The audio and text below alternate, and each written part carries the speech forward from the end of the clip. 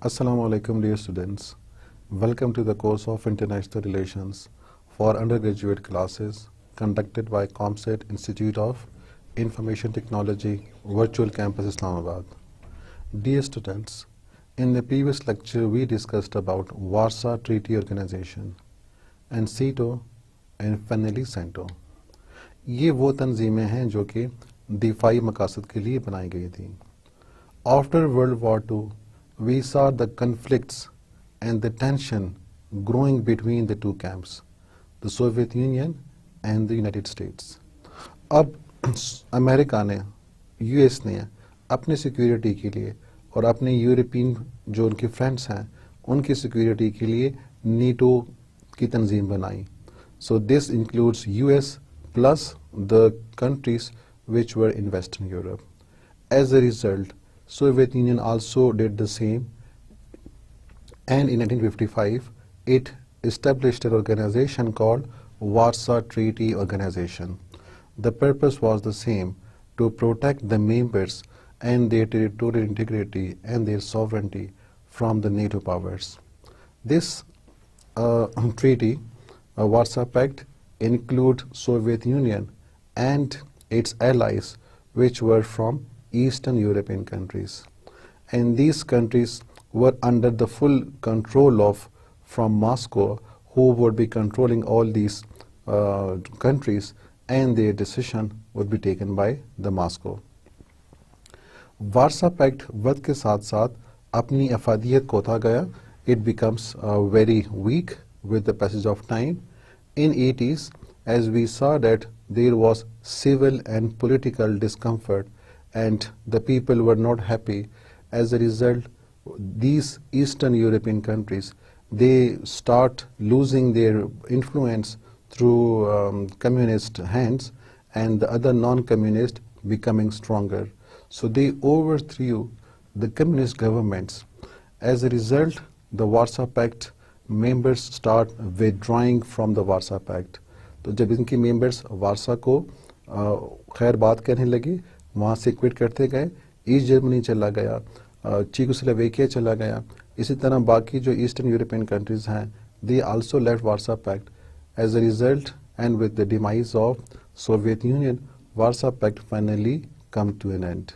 Then we discussed about CETO, which stands for Southeast Asian Treaty Organization, which come under the Manila Pact that was signed in 1954, and then finally the headquarters was established in 1955 in Bangkok.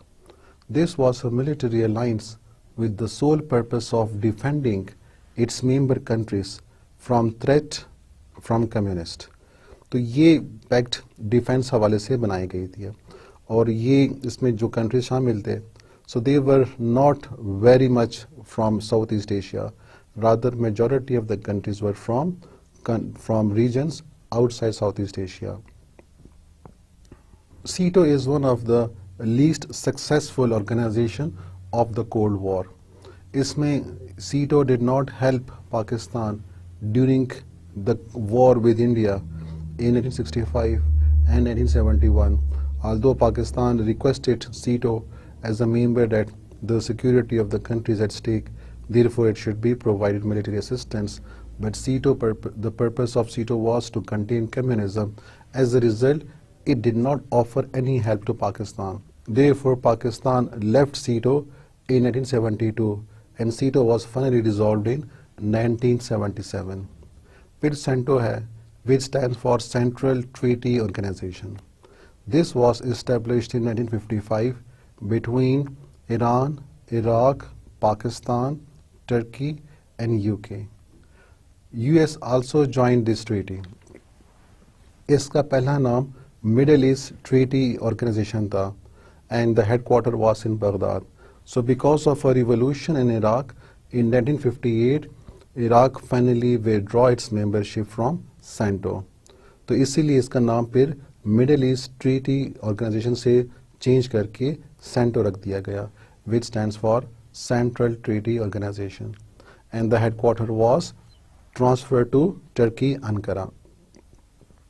Again, ये भी एक unsuccessful alliance रही है, Its purpose was to contain communism and would not provide any help to the member countries when they were involved in their other region conflicts.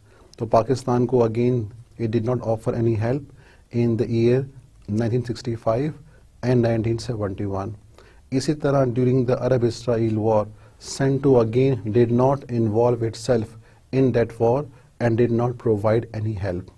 CENTO, as a result, was again dissolved in the year 1971 when Pakistan also left it in the same year, and Iran, because of its Iranian revolution, also left it. As a result, it was finally dissolved in the same year. आज का जो topic है, so this would be about OIC, which stands for Organization of Islamic Conference. ये इसका पहला नाम है. The official language of OIC are Arabic, English and French. Its name was changed in 2011 from the Organization of Islamic Conference to Organization of Islamic Countries. तो जिस तरह पहले कहा कि इसका पहला नाम Organization of Islamic Conference था, but as with the passage of time and with the growing cooperation between the countries and the influence that it carry, as a result, its name was finally changed to 2011 to Organization of Islamic Countries. साथ में इसका जो लोगो है वो भी change कर दिया गया. So on your screen you can see the new monogram of OIC. It was founded in Rabat, Morocco in 1969 in reaction to Israel attack on Al-Aqsa Mosque. तो ये 1969 को वजूद में आई है. इसकी जो सबसे immediate reason था, so in the same year when Israel burnt a part of Al-Aqsa, it set fire on Al-Aqsa. Betul Aqsa की जो मस्जिद है उस पर आग लगा दी गई, and it is a sacred place for the Muslim. As a result, the Muslim all around the world were very angry and they start protesting against this incident. And with this, the Muslim countries throughout the world, they also collected together in the capital of Morocco, which is Rabat, to mutually come at some agreement how to protect the interest of Muslims. इसीलिए OIC की तंजीम बनाई जा रही है. Its membership at present is 57 states spread over the whole world. So as can be seen, it's a very large organization after UN. तो सबसे बड़ी तंजीम है after UN जो कि मुस्लिम कंट्रीज पे मुहित है. And it spread to 4 continents. Al-Aqsa on fire, as I discussed, कि बैतुल अक्सा को 1969 में एक हिस्से को आग लगा दी गई by the Israel, which was one of the immediate reason for the establishment of OIC. In this image, you can see Al-Aqsa Mosque and the fire on the Al-Aqsa Mosque that was done in the year 1969.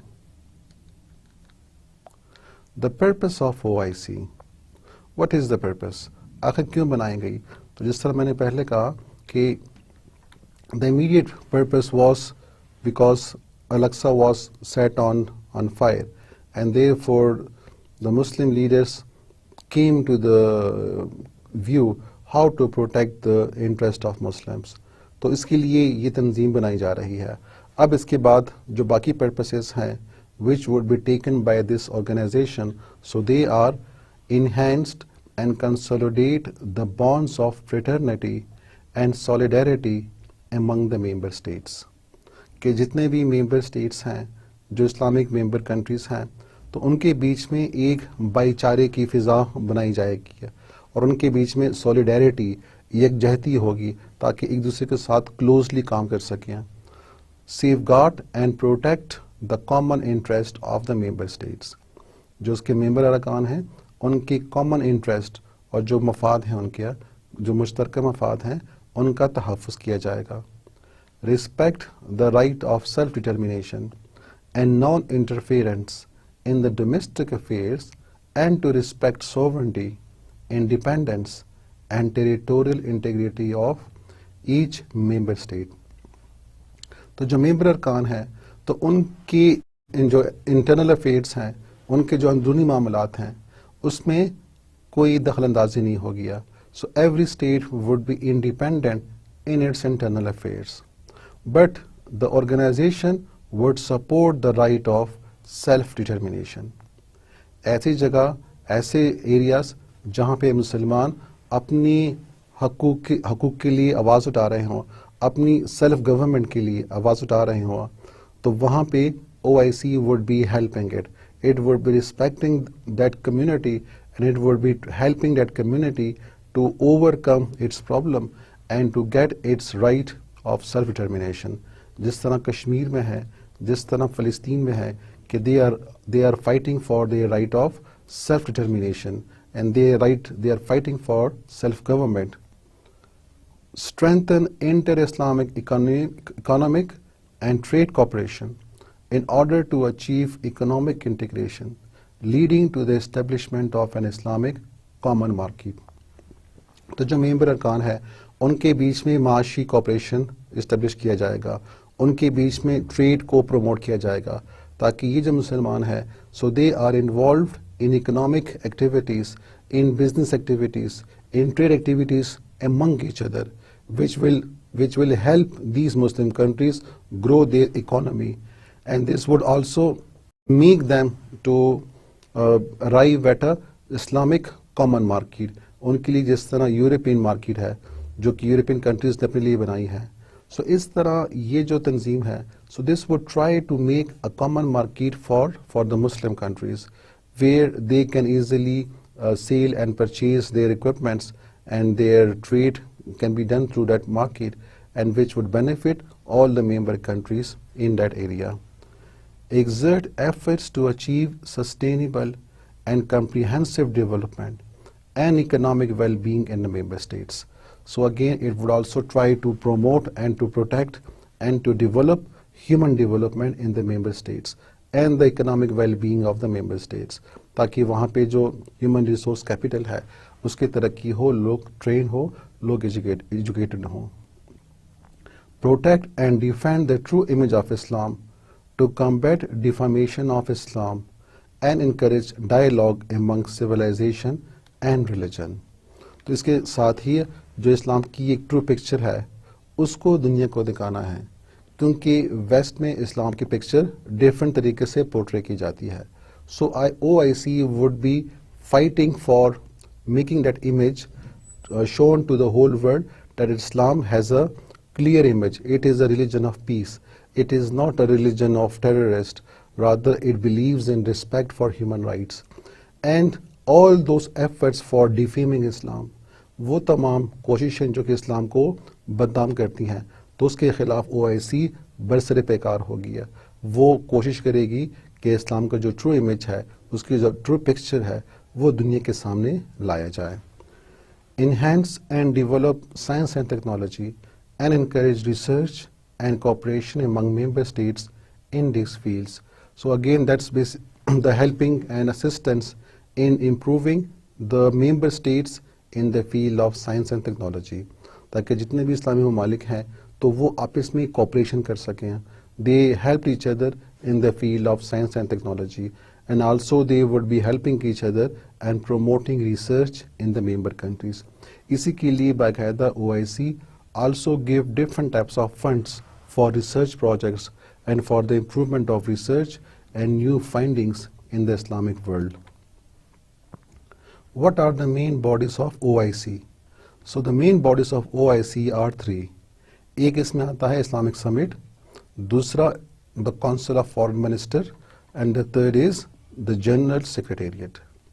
Let us see what is the function of each of these bodies. The first body is the Islamic Summit, which is composed of kings and heads of state and governments of member states, is the supreme authority of the organization. तो जिस तरह Islamic summit है तो ये इस्लामी सरबराही conference जिस तरह होती है, तो इसमें जितने भी इस्लामी ममालिक के सरबराहान हैं, so they would be coming and they would be joining and they would be discussing. So that's the main body of OIC, in which the heads of the states and the heads of the governments from all the Muslim states, so they are coming and they are discussing, and this body is the main body which is called the Islamic Summit, and it is the supreme authority of the organization, क्योंकि जो major decisions हैं, जो major फैसले हैं, तो वो इसी और body ने ही करने हैं. It convenes once every 3 years to deliberate, take policy decision and provide guidance on all issue faced by उम्मा. तो इसका जो इजलास है वो हर 3 साल बाद होता है.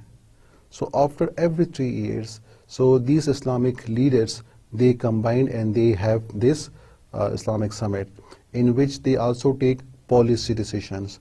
They also discuss different types of issues, different types of problems which are confronting the Muslim world, and then they provide guidance, they provide directions how these kind of problems should be solved.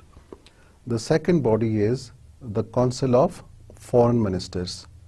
It meets once a year. तो पहले सरबराहान है, उसके बाद जो different Islamic countries हैं, जो उनके जो वज़ीर ख़ारजा हैं, फॉरेन मिनिस्टर्स हैं, so they also meet and they form the second body of OIC. This always meet once a year. ये साल में एक दफ़ा मिलते हैं. They adopt decisions and resolution on matters of common interest in the implementation of the objectives. And when they are meeting, so they again make decisions, they discuss different types of issues and problems and arrive at matters, arrive at decisions which are for the common interest of all. और जो objective set हैं, जो purpose set हैं OIC के, तो उनको देखना है और उसके मुताबिक different steps उठाने हैं, उसी को देख क्या इन्होंने follow करना है, and they have to initiate different types of projects and different type of activities to meet the objectives of the OIC. It also review progress of the implementation of decision and resolution adopted at various level. तो जो different levels पे different types of resolutions pass होते हैं और जो Islamic Summit है वहाँ से जो उनकी तरफ से फैसले भी होते हैं तो उनको देखना है, उनको implement करना है ताकि उसको follow किया जा सके. So this is again one of the main function of the Council of Foreign Ministers.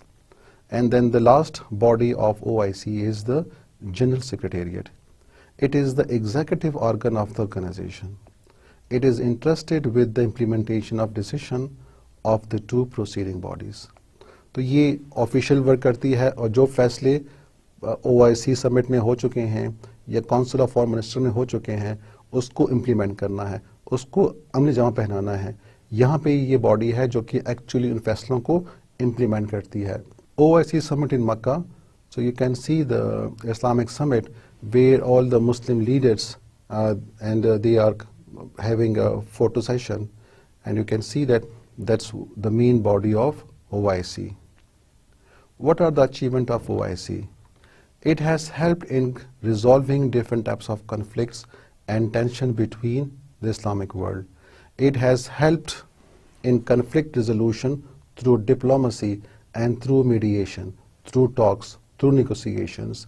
It has solved problems in Iraq, Somalia, Afghanistan, Palestine.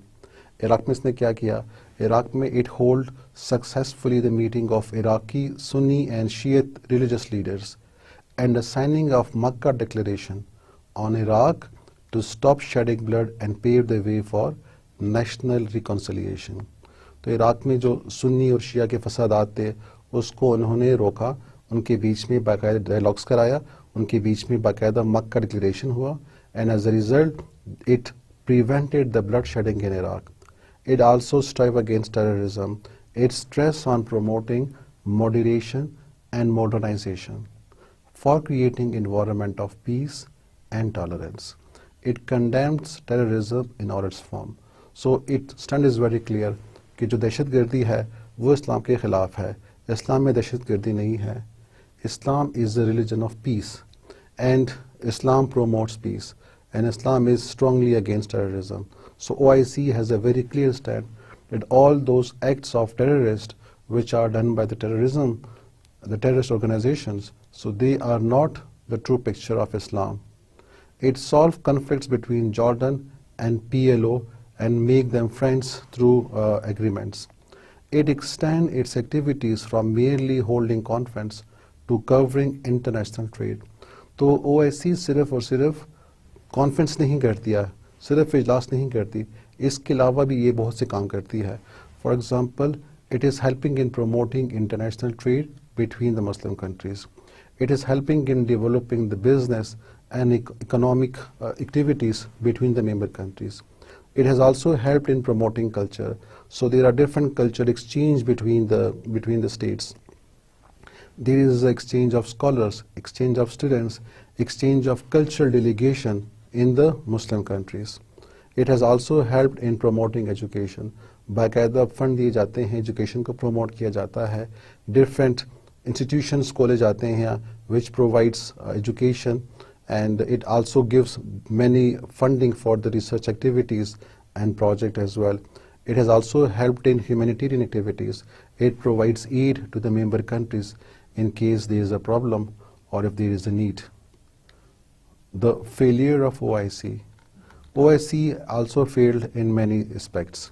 OIC failed to solve Palestine problem and innocent killing by Israeli forces in Gaza.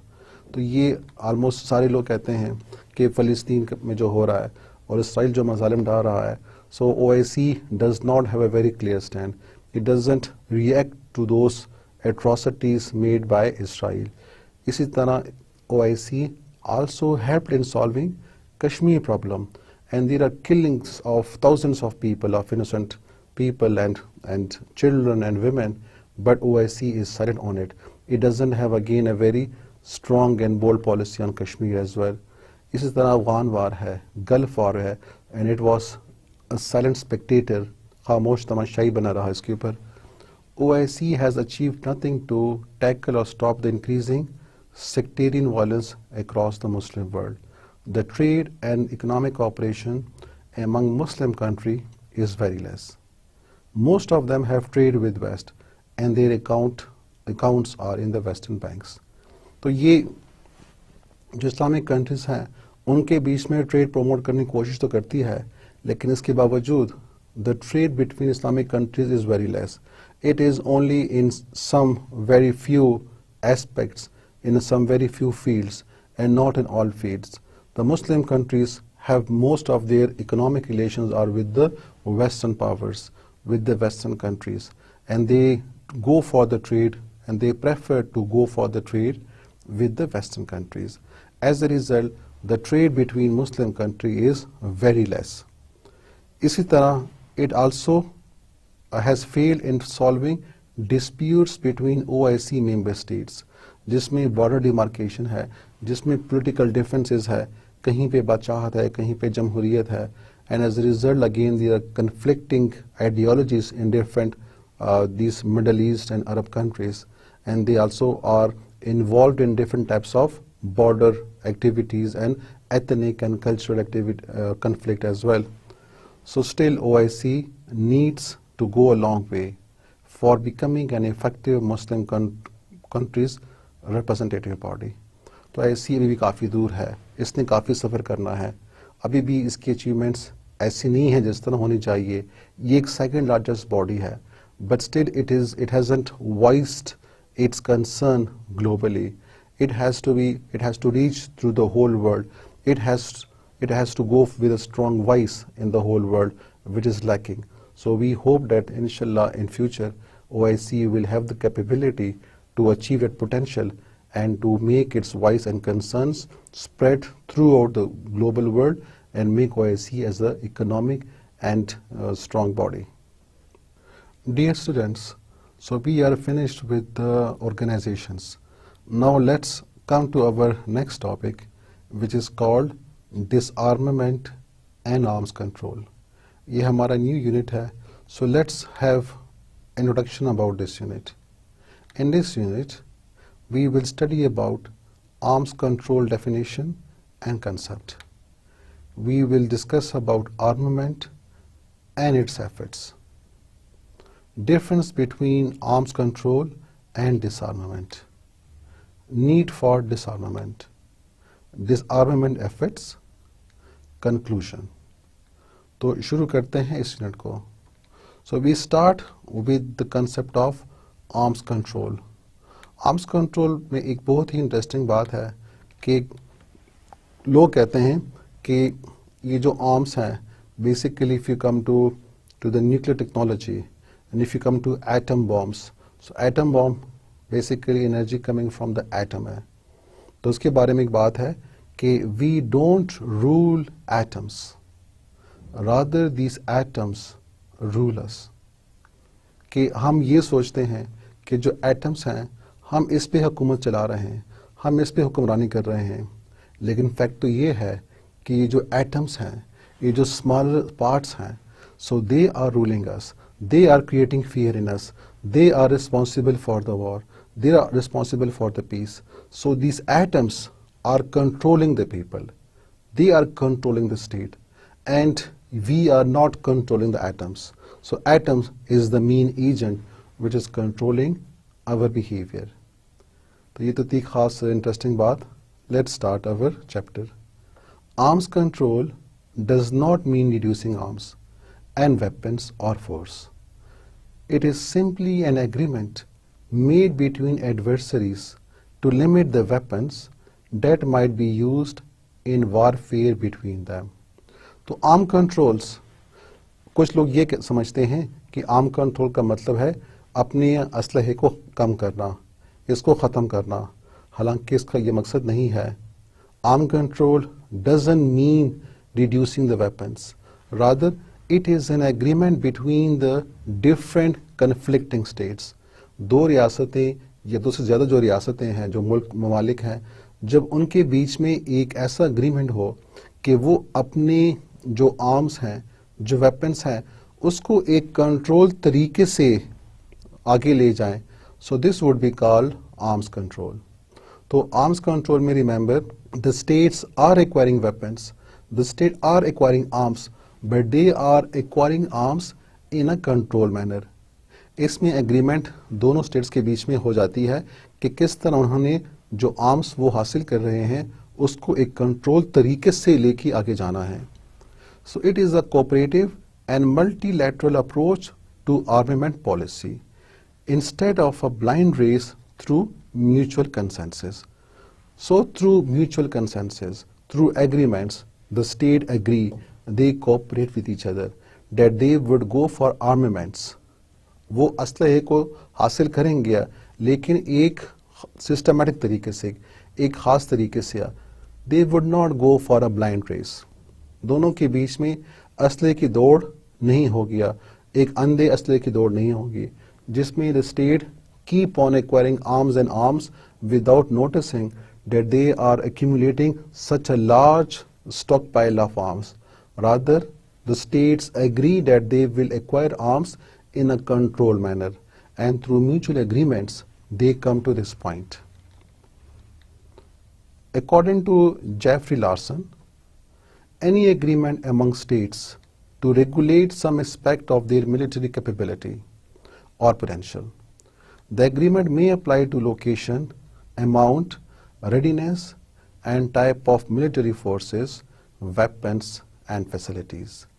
तो Larsen के मुताबिक states के बीच में ऐसे agreements हैं जिस पे वो राजी हो जाते हैं कि अपनी जो एक मिलिट्री पोटेंशियल है, जो फौजी इस्तेदाद है, जो फौजी कुव्वत है, उसको रेगुलेट करें, उसको कंट्रोल करें.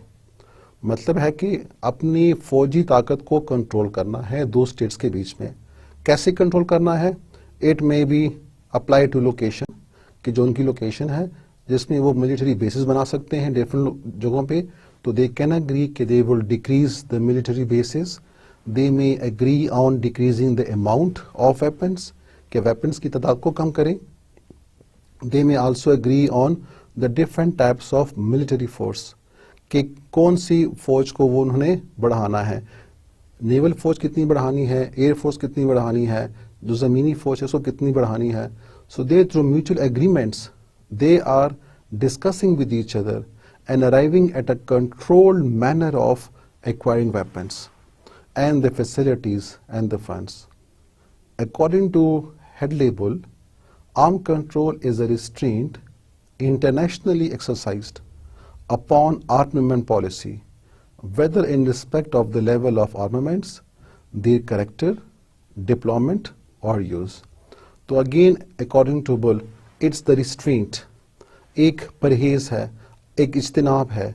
असलहे को जो आप एक्वायर कर रहे हैं, एक स्टेट जो असलहे को एक्वायर कर रहा है, so it is a restraint, मतलब है कि एक कंट्रोल मैनर से जाना है, एक सिस्टमेटिक तरीके से जाना है, एक जो ब्लाइंड रेस है उससे अपने आप को बचाना है। So these countries would be going for armaments but in a controlled manner. They would also discuss about the character of the weapon. They would also discuss about the deployment or use, कि कितने weapons को उन्होंने deploy करना है, उनको नस्ब करना है, कितने weapons को उन्होंने किसी और जगह पे नस्ब करना है, या कितने weapons को वो use करेंगे। So in general we can say that arms control means increasing your arms but in a controlled manner through mutual agreements with other states. Arm control can be formal, which will involve treaties and other binding arrangements between states. तो arm control can be formal between two states, कि जिसमें दो रियासतें बाकायदा आपस में agreement करती हैं, मुआहदा करती हैं कि किस तरह उन्होंने और कितने कितने वेपन्स इस साल या नेक्स्ट 5 years में बनाने हैं या उन्होंने दूसरे ममालिक से लेने हैं। Or it could be informal, in which a state may control arm herself according to her set priorities. यह इसमें ये भी हो सकता है कि एक स्टेट खुद अपने ही तौर पे कह दे कि उन्होंने इतने आर्म्स सिस्टमेटिकली एक्वायर करने हैं, हासिल करने हैं। तो एक स्टेट खुद भी कर सकता है, लेकिन वो इनफॉर्मली होगा, वो यूनिलैटरली होगा, अपने ही तौर पे कह देना कि मैंने इतने आर्म्स हासिल करने हैं, मेरी सिक्योरिटी के लिए इतने आर्म्स की ज़रूरत है। और it could also be made with another state through agreements, ताकि दोनों की पावर बैलेंस हो। अगर एक स्टेट ज़्यादा आर्म्स एक्वायर कर रहा है और दूसरा कम आर्म्स एक्वायर कर रहा है, तो आखिर में क्या होगा? एक स्टेट ज़्यादा पावरफुल हो जाएगा, दूसरा वीक हो जाएगा, तो क्या हुआ? बैलेंस ऑफ पावर डिस्टर्ब हो गई। So how to maintain balance of power, कि इन दोनों स्टेट्स के बीच में बैलेंस ऑफ पावर रहे, क्योंकि अगर ये आर्म हासिल कर रहे हैं तो ज़्यादा आर्म हासिल करना भी सही नहीं है, क्योंकि उससे ज़ाहिर बात है फंड्स उस तरफ जाएंगे और आपके जो फंड्स हैं they will not be use productively. So that's how the state goes for arms control through mutual agreements, ताकि दोनों अपनी जो सिक्योरिटी है उसको भी देखें, लेकिन इतने ज़्यादा आर्म्स भी ना लें ताकि जिसकी वजह से बैलेंस ऑफ पावर भी डिस्टर्ब हो और उनका पैसा भी ज़ाया हो। These process or steps can be unilateral, bilateral or multilateral. The most essential element is the willingness to cooperate with other state to achieve security interest. तो रिमेंबर आर्म्स कंट्रोल एक स्टेट खुद भी कर सकती है, अलग अलग हो के, अकेले हो के, यूनिलैटरली अपने तौर पे भी वो इसको अनाउंस कर सकती है कि इतने आर्म्स उसने एक्वायर करने हैं, and this is how it will control acquiring of its arms और वेपन्स। और इट कुड बी बायलैटरली, जिसमें दो स्टेट्स आपस में बैठ के दे थ्रू म्यूचुअल एग्रीमेंट्स मुआहदा करते हैं कि कितने आर्म्स उन्होंने एक्वायर करने हैं। और इट कुड बी मल्टीलैटरल, जिसमें बहुत से स्टेट्स आपस में मिल के दे कैन एग्री कि how much each state would go for arms and weapons. Arms control can be applied to both weapons of mass destruction, WMD, and to conventional weapons, although it has been applied most heavily to WMD. WMD का मतलब क्या है? Weapons of mass destruction, ऐसे हथियार जो कि बहुत से लोगों को मार देते हैं, जिसका असल मतलब न्यूक्लियर हथियार है, जिसमें न्यूक्लियर बॉम्ब आता है, जिसमें हाइड्रोजन बॉम्ब आता है, जिसमें केमिकल वेपन्स हैं, जिसमें बायोलॉजिकल वेपन्स हैं। As you can see in the next paragraph, they are nuclear weapons, they are radiological weapons, they are chemical weapons, biological weapons, and as a result these are very deadly, they are very dangerous. So when we say arms control, so we are not very much interested in conventional weapons. Conventional weapons कौन से हैं? जिसमें बंदूक वगैरह आते हैं, जिसमें पिस्तौल आते हैं, जिसमें टैंक्स वगैरह आते हैं. तो ये इतने ज़्यादा मोहलिक नहीं है, जबकि ये जो हथियार हैं ये ज़्यादा डेडली हैं, वेपन ऑफ मैस डिस्ट्रक्शन है. तो जब दो ममालिक आपस में आर्म्स कंट्रोल की बात करते हैं तो वो ज़्यादातर कन्वेंशनल वेपन्स को डिस्कस नहीं करते, क्योंकि वो एक स्टेट की अपनी एक रिस्पॉन्सिबिलिटी है कि वो कितने वेपन्स जो कन्वेंशनल वेपन्स हैं उनको हासिल करता है.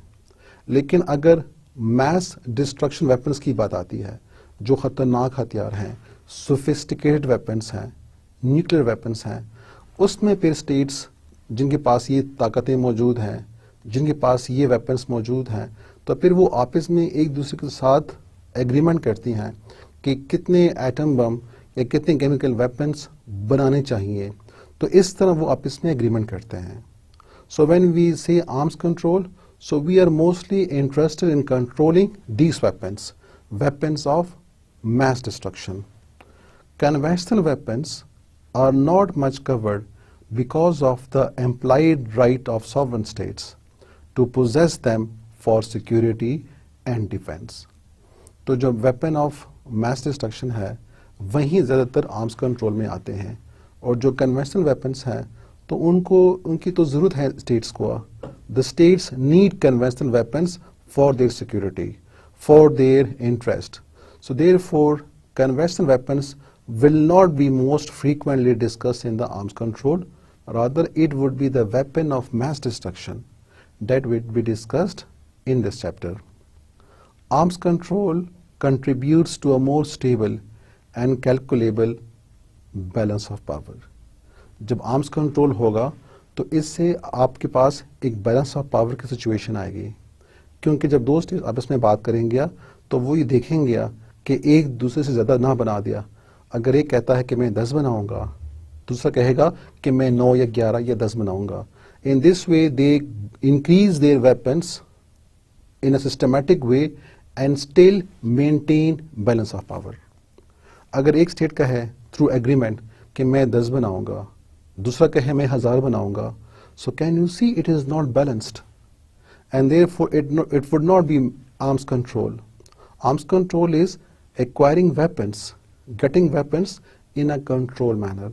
So the two states would then agree, they would then negotiate कि भी 1000 ज़्यादा हैं, अगर आप 1000 बनाओगे तो फिर मुझे भी 900 या तकरीबन इतने करीब बनाने पड़ेंगे. So can we decrease the number of weapons and can we decrease the funds so that we can also work in other atmosphere. So this is how the states through treaty, through agreements go for an arms control. Again, in this kind of weapons, we mean the sophisticated weapons, the weapons of mass destruction.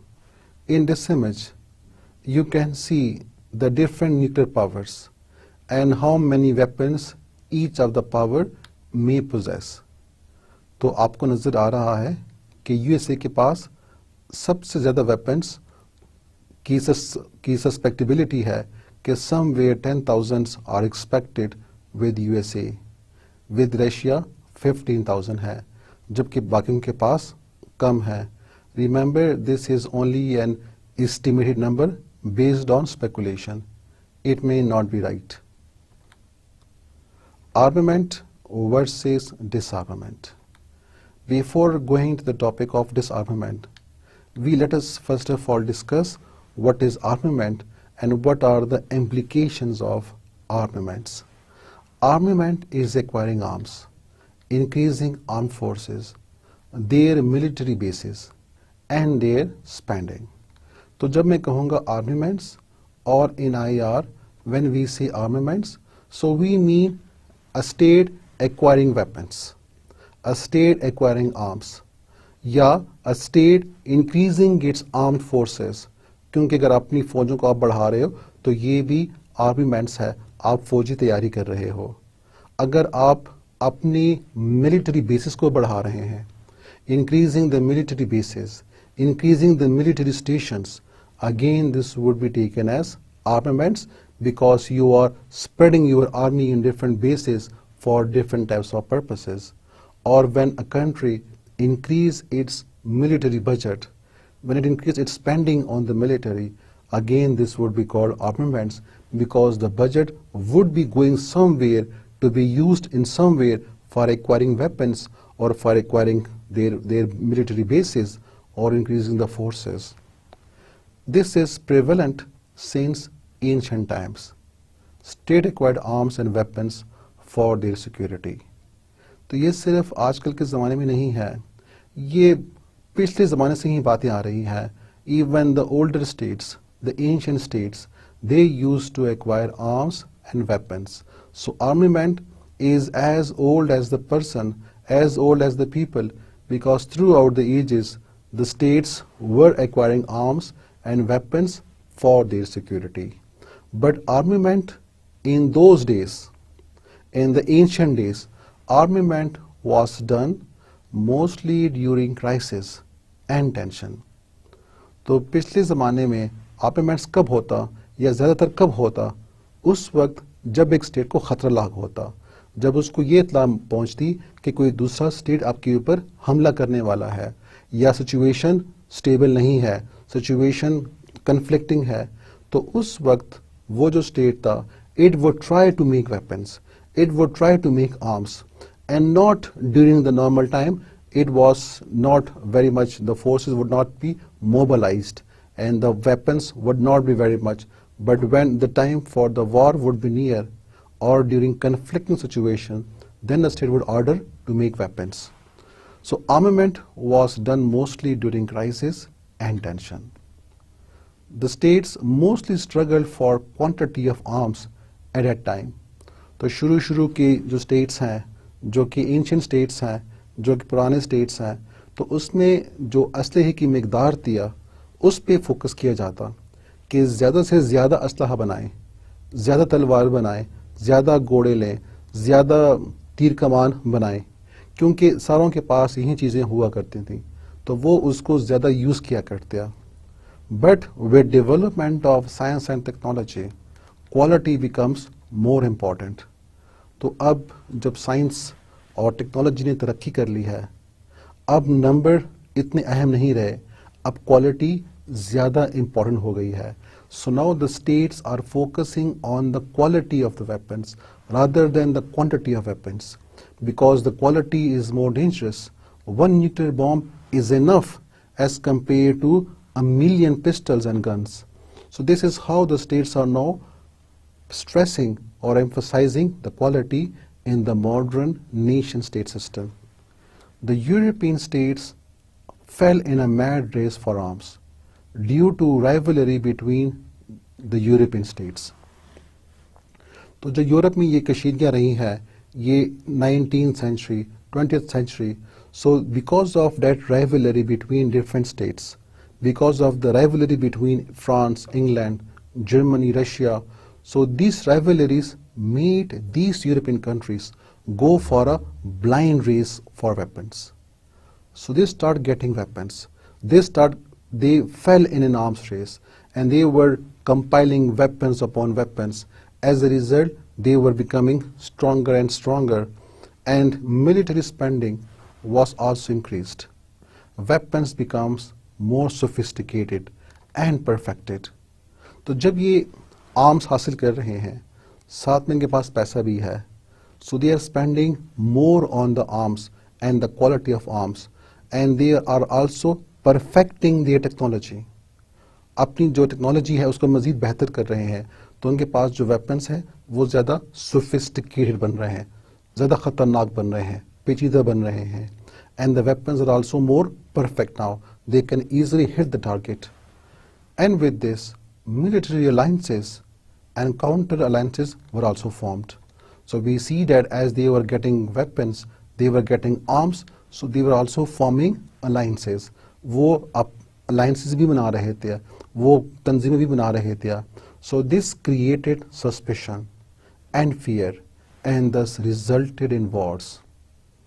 तो आखिर में अंजाम क्या हुआ कि जब आपके खिलाफ अलायंस बनती है, आप कोई स्टेट आर्म्स एक्वायर कर रहा है, तो जो दूसरा स्टेट है उसके दिल में शक बढ़ता है कि आखिर ये आर्म क्यों हासिल कर रहा है, because that state would use the arm on that particular neighbor. So the neighbor also start acquiring weapons. And then one neighbor make an alliance with another state, the other make an alliance with another state. And as a result, this creates more tension. This creates fear. खौफ आता है और खौफ की वजह से the states start getting more arms.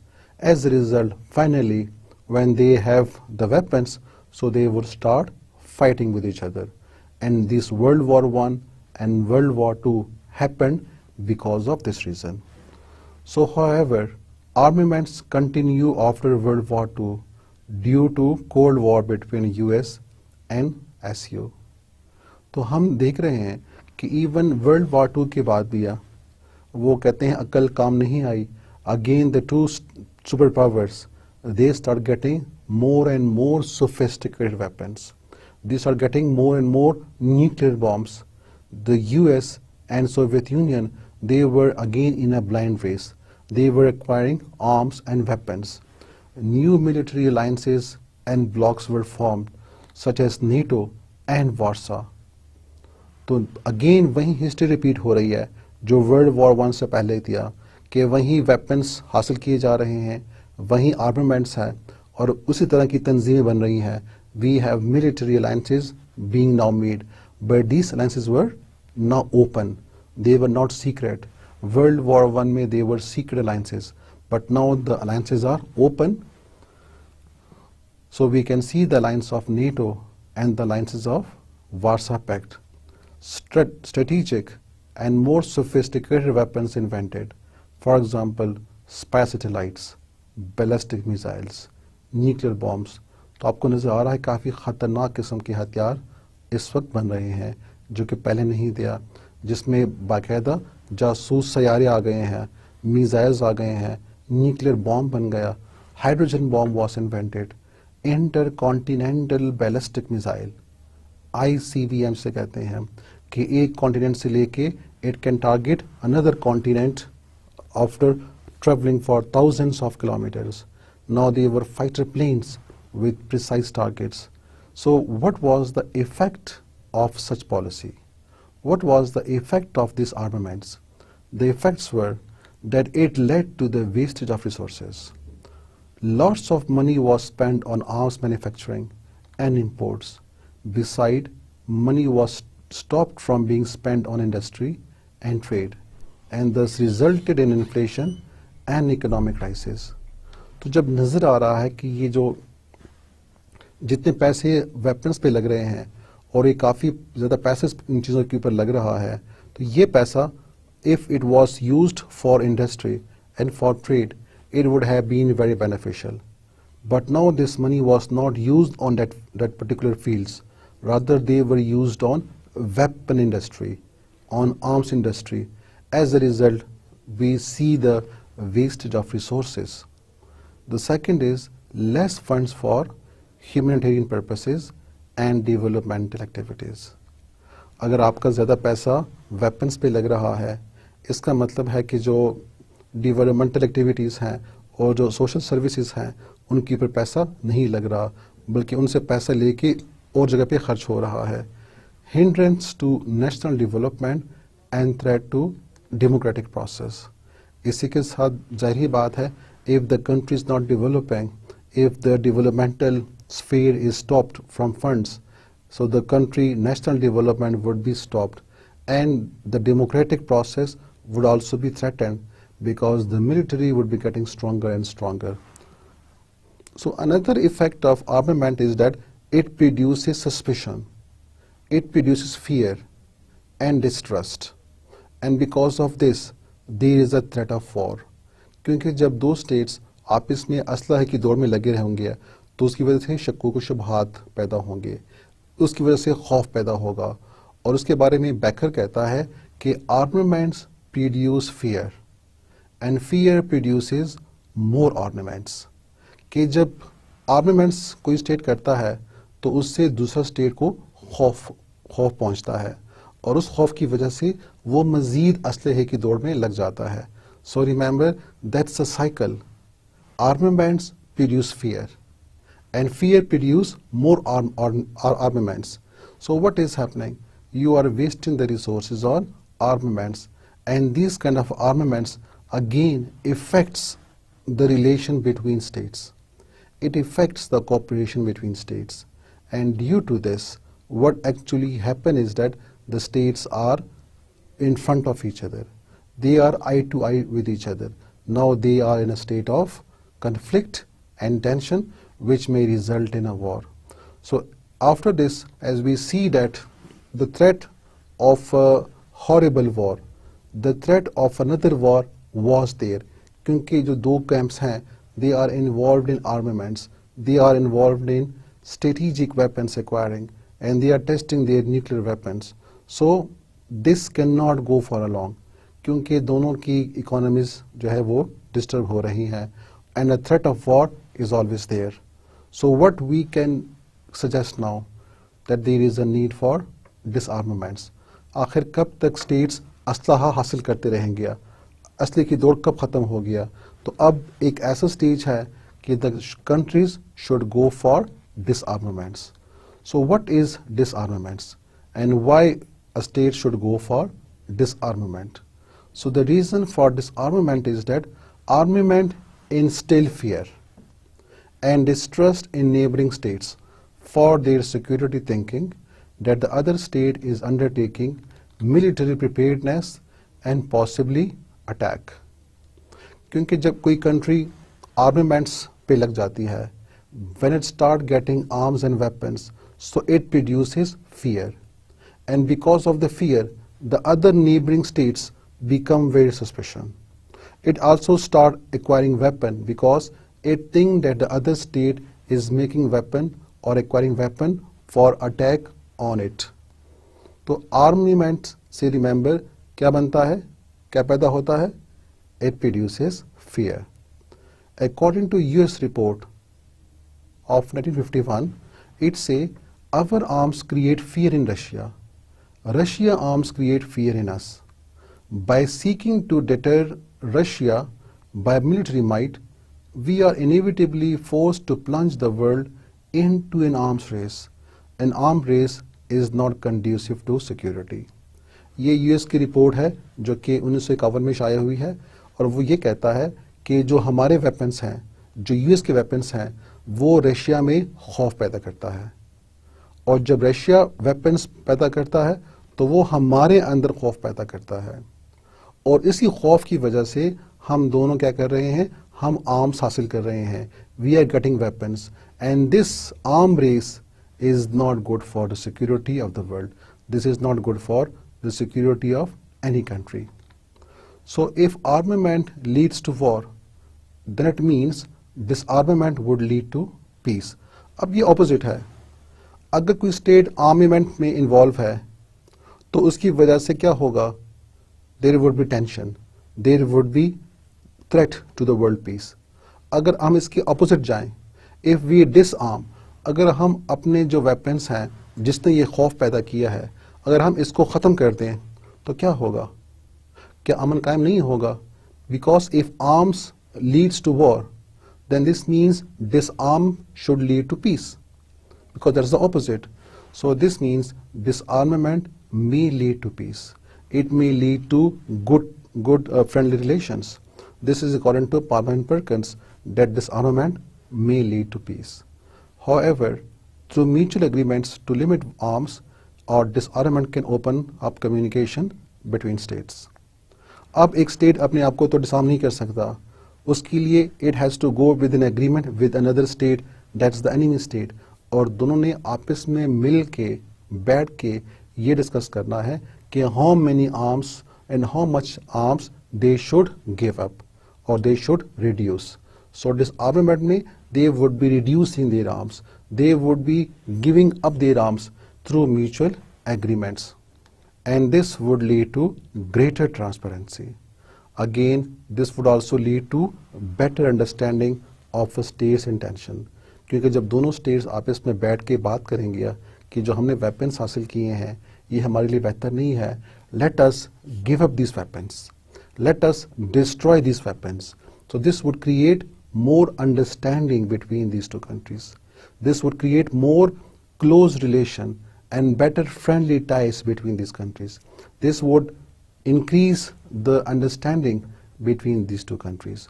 So this means disarmament is very good for establishing friendly relations. Dear students, let's have a review of today's lecture.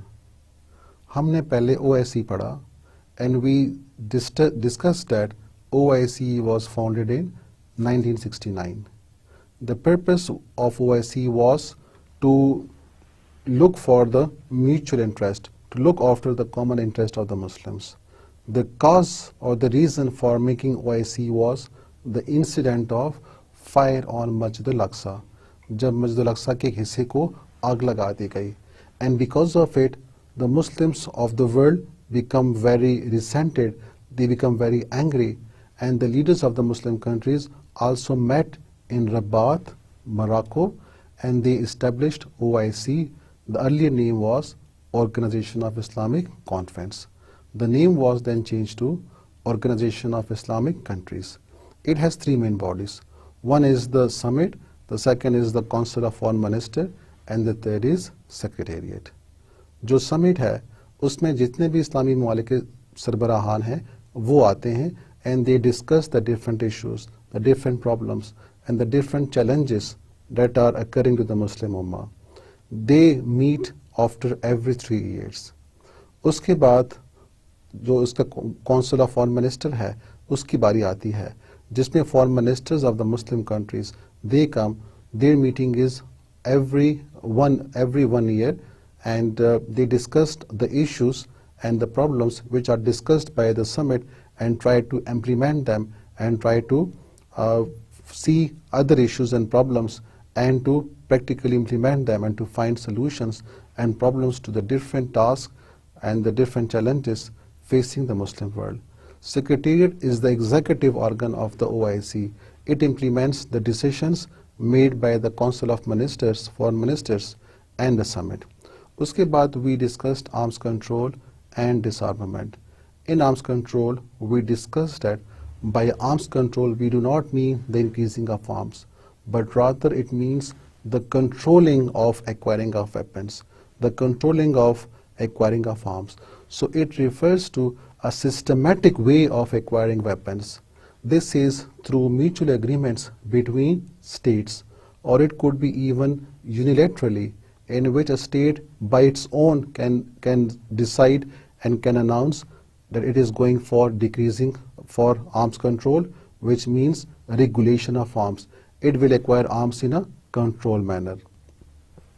Remember, arms control में सिर्फ जो weapon of mass destruction है वो हम discuss करते हैं. Conventional weapons बहुत कम इसके दायरे अख्तियार में आते हैं because conventional weapons are regarded as essential for security of a country. But the weapon of mass destruction, because of their deadly effect, because of their terrible effect, so this comes under arms control, in which the states agree on how much arms they would acquire, and this would a bit relieve the tension between the two states. Armaments and its effects. Armament is acquiring arms. जब कोई state अपने weapons में इजाफा करता है, अपनी फौजों की तादाद में इजाफा करता है, और it increase its military bases, or it increase its budget on the military, so this would be coming in armaments. Remember, armaments में the states keep on acquiring arms, they keep on acquiring weapons, and because if one state is getting arms and weapons, the other states or other neighboring countries also start getting arms and weapons for their own security. Why? Because armaments leads to distrust. Armaments leads to fear, and fear leads to more armaments. तो इसीलिए neighboring countries जो हैं they fell in an arms race. As a result, the money, the funds which should have gone to social sector and for other economic betterment, so they are spent on acquiring weapons. The country national development suffers. Also, the region is in a state of constant conflict and tension, and this may result in war. इसका मतलब ये हुआ कि armament सही नहीं है. Armament is not good. Therefore, the state should go for disarmament. What is disarmament? this is the opposite of armaments, which means decreasing the weapons of a state, giving up the weapons, abolishing the weapons, destroying the weapons.